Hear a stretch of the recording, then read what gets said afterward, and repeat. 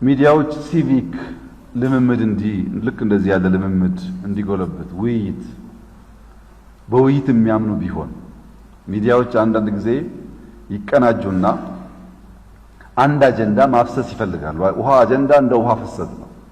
ማፍሰስ ሲፈልጉ የሚገዳደር ወይም የዛን ኮርስ የሚቀይር ሐሳብ ሲመጣ በጣም ነው የሚሰማቸው።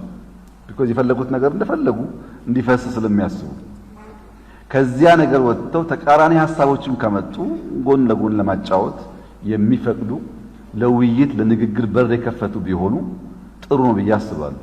ሀገራዊ ግቦች ላይ መቼም ናሽናል ኢንትረስት የሌለው ወይም በሃውስሆልድ ሌቭል የቤተሰብ ፍላጎት የሌለው አባወራ የለም። የቤተሰብ ፍላጎት ያለው አባወራ ሰርቶ ለፍቶ ደክሞ ልጆቹን ያስተምራል። በሀገር ደረጃም ኮሌክቲቭ የሆኑ ፍላጎቶች አሉ። እነዚያን አንጥሮ ያወቀና ለነዛ የሚሰራ ቢሆን ይመረጣል። ቢቀር ብዬ የማስበው ዋልታ ረገጥ ጫፍ ላይ የወጡ የሃይማኖትም የብሔርም የፖለቲካም ክርር ያለ ነገር መጨረሻው መሰበር ስለሆነ እሱ ቢቀር።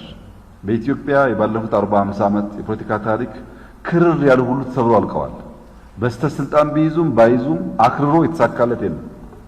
ከዚያ ትምህርት መውሰድና ሚዛናዊ ወደ መሆን መምጣትን ሚዲያዎች ቢገሩ ቢመሩ ቢያስተምሩ መልካም ነው ብዬ አስባለሁ።